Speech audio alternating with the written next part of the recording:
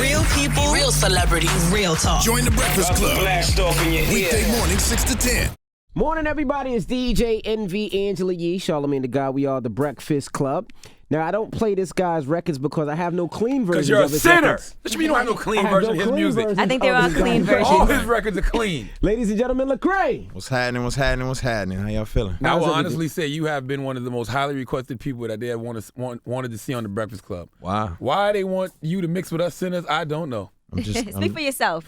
Well, he's a Christian rapper. Is that what they call a Christian rapper? I'm a Christian and I'm a rapper. Okay. Right. So, but he's not a Christian rapper. You're not in your... I don't like boxes. Okay. True indeed. Yeah. All right, but you are the first hip hop artist to tap the gospel charts, Yeah. which was a big deal. It was. It was. Yeah. But it's not like all your topics are like religious topics, because, we listen to your music and it's like real, regular, not like it's all you do is rap about Christianity Right. at all. My faith informs my music. So, the same way there'd be no civil rights movement without Martin Luther King, kind of leading his charge, but his faith informed his movement. You know what I mean? And so that's really just how I look at it. I appreciate everybody who has a voice. I appreciate, people who are speaking something into the culture. And, from the Killer Mikes to... Love Killer Mike. Yeah, you know what I'm saying? So, to the KRSs and so on and so forth. I'm just another voice in the mix, but my faith informs what I'm saying. What made you go that route as opposed to just being a traditional rap artist?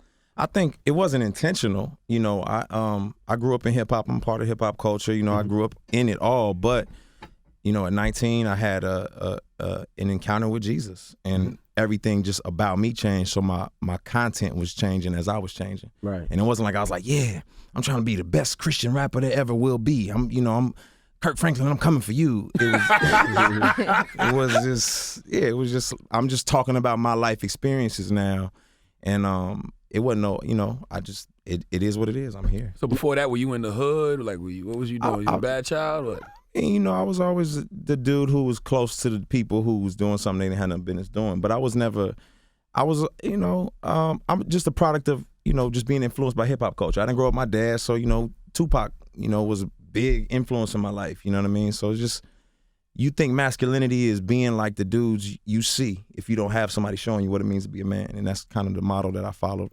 Now, I watched one of your videos. Now, of course, you don't smoke. Nah. Do you drink? I'm not opposed to drinking. No, you're not opposed Little to wine. Yeah. Jesus did turn the water into wine. That was his first miracle. Yeah. So you drink a little bit. Now, as far as clubs, do you perform in the club? Do you go out to the club? Because I seen you go out to the club. Do you go to gentlemen's clubs? No. No. Okay. No.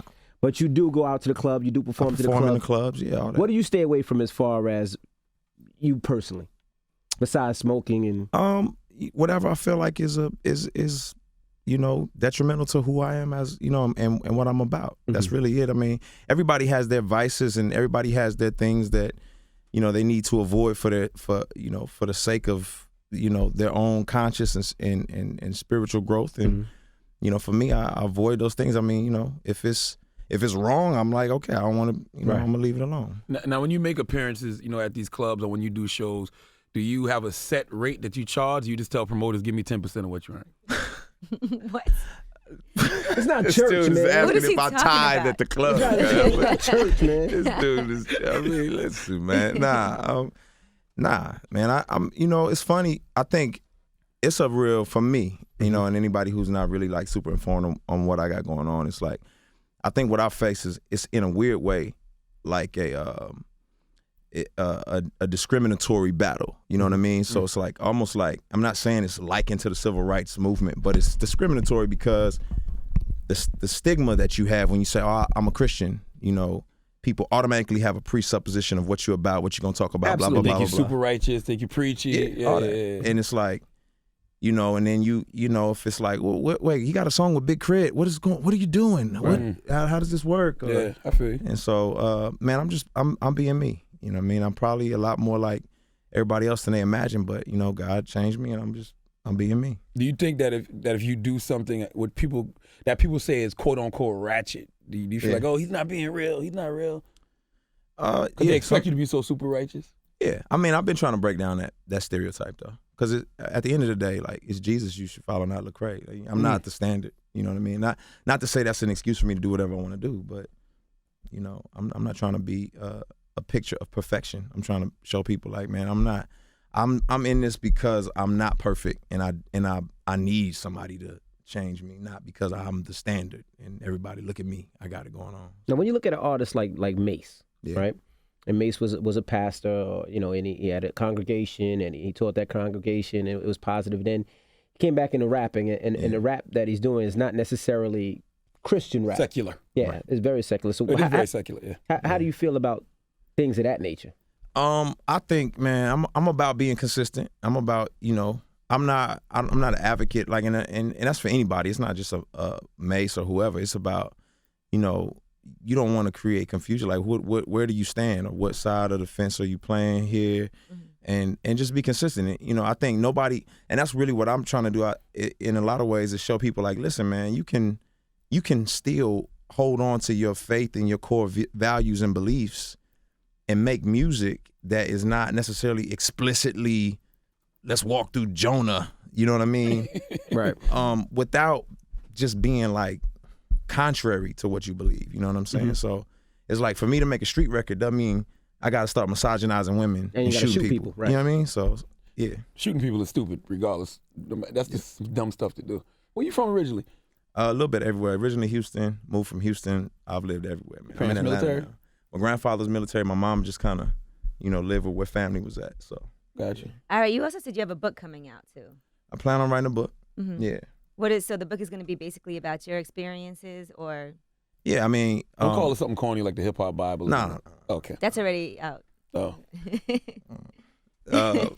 Nah, I'm my album book probably be correlated. It's anomaly because I feel like I exist as an anomaly. Like, nobody knows what to do with me a lot of times. You know what I'm saying? It's like gospel's like, wait, no, what is going on? I don't get it. And hip hop is like, wait, isn't he, so nobody really knows like what's happening with this dude.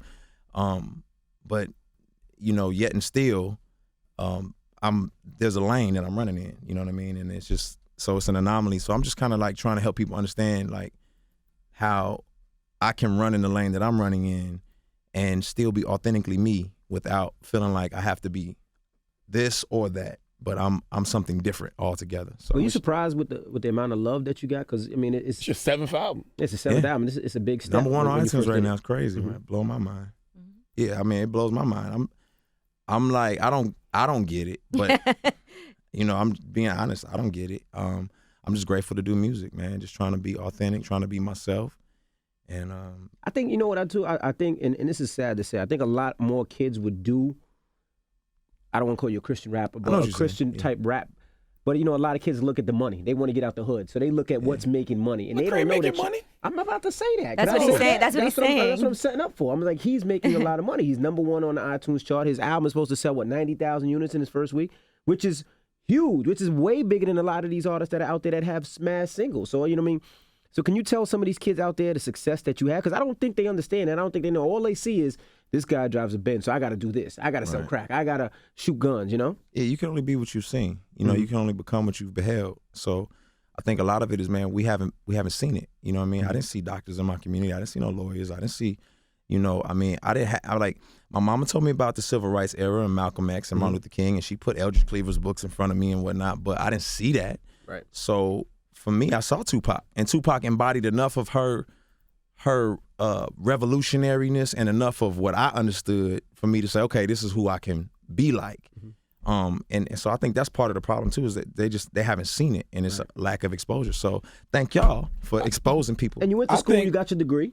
Yeah. What college did you go to? University of North Texas. What'd you Somebody major hit in? us and said you're a Kappa, right? Yes. Okay. What'd you major in? Envy wanted to be a Joe Kappa. Joel Envy wanted to be a upstairs. Kappa so bad. Joe went Pretty- upstairs and was like, pretty he's a boys, Kappa, huh? he's a Kappa. Hilarious. What'd you major in? I majored in electronic media, so I wanted to be involved in just media management, stuff like that. I think the biggest thing that I've learned from you is, like you said, that when you had your come to Jesus moment, Yeah. you just started reflecting in your music, because that's what your life was like. And I always tell people, live your truth. Yeah. And I think that's the biggest thing people can learn from you, is if you just live your truth, then you'll end up walking in your purpose. Yeah. I mean, yeah. I think that's what a lot of folks struggle with, is identity and insecurity and just trying to be what they think everybody else needing to be. And that's what this industry, just being 100, that's what the industry will do to you. It'll make you feel like, oh, I got to be just like him and do what they do, and you know what I mean? And so I get texts and phone calls from artists all the time. You know, like, yo, man, what do I do about this, or this, or what do you think about this? And it's like they struggling like everybody else is struggling, but they don't want the rest of the world to know what's going on. So, now you are a young man, now, and you are a rapper at the end of the day. Yeah. So I'm sure you get groupies. Are you ever tempted to sin, sir? I wouldn't be human if I wasn't tempted. Okay, man, talk to me how you deal with that. I think, man, it's really, I'm a new person. So it's kind of like, it's not as if, you know, you become a Christian and then all of a sudden now you're perfect and you don't sin anymore. But it is a sense of like, I have a new desires. I have new hungers. I have like a new passion, you know what I mean? And it's more out of gratitude. It's not out of like, man, I got to be perfect now because for God, it's more just like, man, I'm so thankful for what you've done for me. Like, let me fight to be who you're trying to make me into. And it's more of an incentive to stay away from stuff. You know what I mean? I got a lot to lose by just making a dumb decision. So when girls come on to you, do you sit down and give them a word? Yeah, it's like, I mean, I don't sit down and give them no word or nothing like that. I read, that's what Minister Farrakhan used to always say. He said, like, when a girl is being lustful and she comes at you, you tell her why she shouldn't be moving. Well, yeah, I definitely will say, like, you know, I believe in respecting women. I have a wonderful mother, wonderful sisters, and I think we misogynize our women. We hate our women in our music a lot of times, and we treat them as if they're just pieces of meat. And like I want houses for our penis. That's what the pastor in Seattle called them. Hey, man. I mean, we reduce them to just, you know, objects. And I think that I want to make sure that these young women know, like, listen, like, be a Ferrari. I know where to get a Ferrari. I don't watch Ferrari commercials on TV. I see Honda commercials, and no shade to Honda, but I'm just saying, expensive cars, people know where to find them. Cheap ones advertise. You don't have to advertise. You know what I mean? Like, you're valuable. You're worth something. You know what I'm saying? You ain't got to advertise. He's gonna write that down. Hey, man, I'm out the game, but I'm writing that down. I'm writing that down just because. Don't try to flip it on them, Sean, man. And definitely try to get them draws. Like, yeah, you know what I'm saying, girl? You a Ferrari. Now you did a song, Good, Bad, and Ugly. How hard was that for you to put your life issues out there like that? Yeah, not hard for me because I think hurt people, heal people, and I'm healed from those experiences. You know, abortion and you know, being, you know, molested, and you know what I'm saying, like, those are experiences that I'm healed from. So I can talk about it because it's not an embarrassing thing for me. And a lot of people who are embarrassed by that or shamed by that, and man, like, man, I'm forgiven. I can move forward and not hold it as some kind of skeleton in my closet, and it's liberating. And I think there's a lot of people who need to be liberated from like the guilt or the shame that they may feel from some of those experiences. Yeah, I saw that headline on Christian Post where it says on Anomaly you address molestation and abortion. I was wondering, was those personal experiences for you? Yeah, straight up. Who molested you? His babysitter. Yeah, I had a female babysitter, and you know. Don't you say it, Charlamagne. Same thing happened to me. See, I knew he was gonna say that, but there's a difference. He says he liked it. Tell him. I know. I'm gonna tell you. When I was 8 years old, it was my cousin's ex-wife. Yeah, she used to molest me. She used to tell me if you tell anybody, I'm not gonna do it no more. So I was like, well, I guess I like it. I never said anything. And I didn't realize it was a problem until I saw Tyler Perry on Oprah complaining about it. And I was like, wait a minute, what's wrong with me that I didn't And why did you tell her to stop? Because she got a Jerry curl. When she got a Jerry curl, I didn't like the smell of it this anymore. dude. No, that's serious. I was 8 years old, man. You didn't know no better, man. It's all good. Do you know that? I don't even see her now, though. Do you still see? You saw the woman that did it to you? Yeah, I wouldn't even. To me, it's like, man, I forgive her. It's all good. I don't even hold it. It ain't nothing to me. Like, it's like, man, we all make terrible choices, and you know what I'm saying. It's like, man, I move forward. So it's all love. And I mean, not to say it's not to say it's okay, and not to say I'm not like, oh, don't worry about it, no big deal, because it did have a profound effect on me. You know what I'm saying? I think it definitely opened me up to like a whole nother world. Right. You know, me too. I did a lot of victim blaming. Because I was the victim. I was like, man, I'm so handsome at 8 that, this girl couldn't resist me. I'm serious. Dead ass. All right. Okay. I also read that you said your eternal family could care less about your earthly family in reference to the Ferguson situation. What explain that a little bit. Yeah, I mean, it's hard to really capsulize everything about Ferguson in like social media and stuff, because it's just so many sound bites that I feel like everybody wants you to choose a side. Like, either you are, either you believe that, Mike Brown is, the most saint in existence and there's no wrong, and you advocate looting and rioting, or, you believe that all white people are the devil and you know what I'm saying, and the police, you know, the whole ecosystem sucks. And so it's like, you know, nobody has a middle ground. And my whole situation was just like, you know, for people who don't come from my community, don't come from the urban context, but, you know, yeah, we both may share the same common faith, but you don't know the experience that I have as a black man in America. I need you to pause and empathize. You know what I'm saying? I need you to stop and think about it, because you're supposed to love me like a brother, then like step into who I am and try to understand who I am as a person before you just say, Lecrae, how can you side with this? Or how can you da-da-da-da-da-da? Because it's not that I advocate looting or rioting. It's not that I advocate any of that stuff. It's that, man, I wake up every day as a black man in America and I have these experiences. And, you know, it's different from yours. Even though we may love the same Jesus, our experiences are totally different. I'm a black man in America, and I'm very aware of that, but I also know that I'm a spiritual being living a human existence. Yeah. So I don't feel like there's nothing or anybody that can stop what God has preordained for me. That's good. I mean, Now, when you go on the road, with so many different artists. I mean, from Wu-Tang to different artists. How is performing in front of those artists? Because, I mean, the crowds can't be the same at times. Right. No. So is it difficult? Do you get a lot of booing? Or how was your performance when you do it? I think most They times. boo you knowing that you're a Christian rapper? Boy, they going to hell. Nah, man.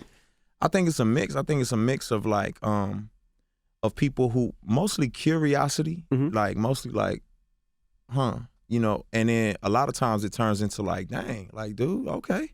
You know what I mean? Like, you, okay. Like, dude can spit. Like, dude is a rapper, you know? And then my fans are like family. Like, they just show up and they are so supportive and just come out in droves. And, you know, and I was there. I remember being at Rock the Bells, and a dude came up to me.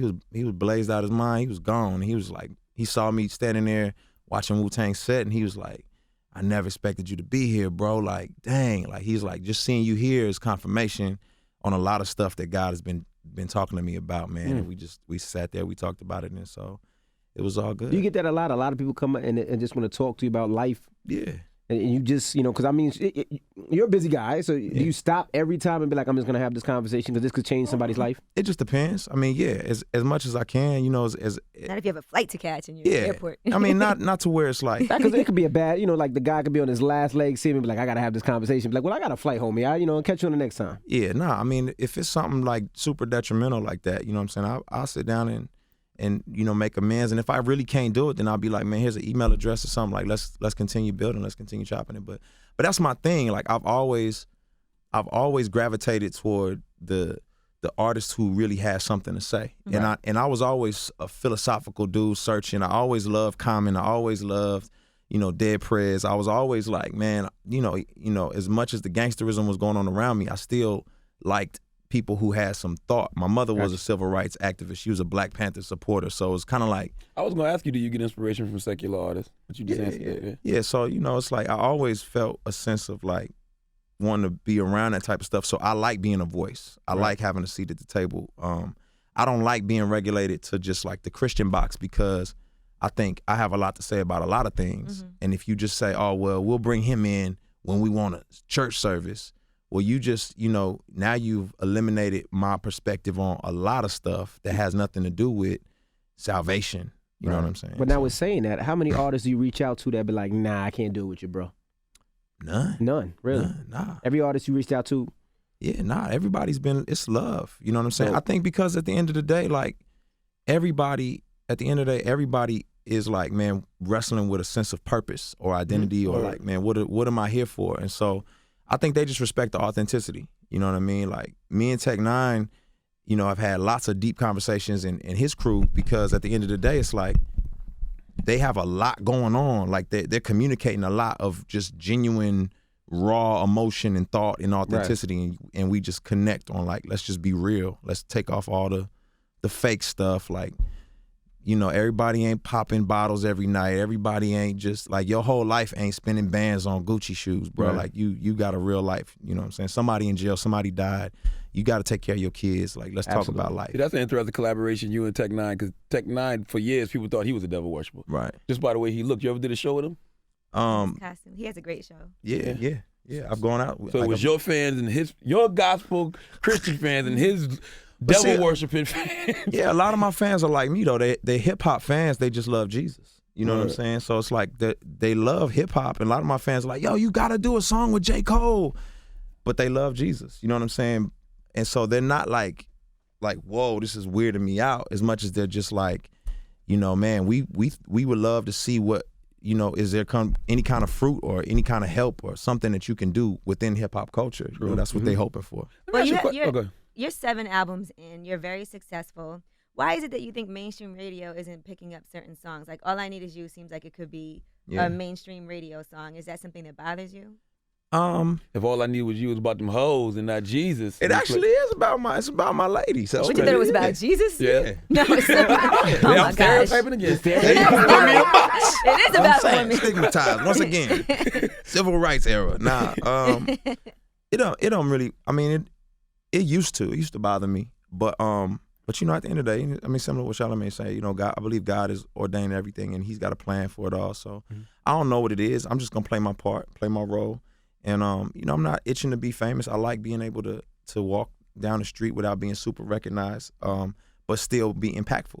You know what I mean? So it don't bother me for real. I want to ask you something. Like, I remember years ago, I was watching the Source Awards. My mom walked in the room, and Trick Daddy had won an award. The first thing he did was thank God. And my mom's a whole witness. She was like, he really thanked God blessing him? What do you feel about rappers who, and I mean, when I listen to Trick, I think he has a message in his music, but what do you think about rappers who are, I guess, hardcore, hood, and rap about drug dealing, thanking God? Before you answer that, 3 years ago, you still living with your mama? I didn't say 3 years ago. Oh, okay, go ahead. Just for clarification's sake. I said the Source Awards. I don't think Trick Daddy was at the Source Awards. Okay. He said a couple you. years ago. I was just making sure. Yeah, I mean, obviously, you know, I think a lot of people have a misconception about God or truth, and a lot of people aren't giving clarity on that. So I can't sit here and say, man, you don't know what you're talking about, or you don't really know God, or none of that type of stuff. I think that's a judgmental kind of Pharisee, like, I'm self-righteous, I'm better than you attitude that we can have a lot of times, looking down our nose at people. Because at the end of the day, I believe the only difference between me and anybody else is the grace of God. You know what I'm saying? So it ain't like I changed myself and I got myself right. It's like God is changing me, you know, by His grace. So, you know, if I see something, I'm like, nah, I don't really think that's legit. More than anything, I'm probably like, man, I would love to be able to talk with him about that, or I would love for him to explore that a little bit more, to think about that. You know what I'm saying? Like,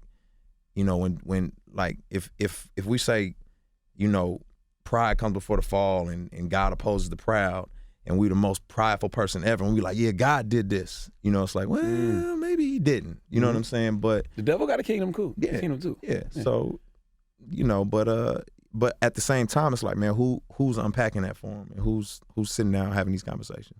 True indeed. Well, we appreciate you joining us, and pick up the album is in stores right now. What does Lecrae mean? It's just my name. It's your real name? My mama ghetto. She took like some forks and knives, threw them in the drawer. And I said, Lecrae.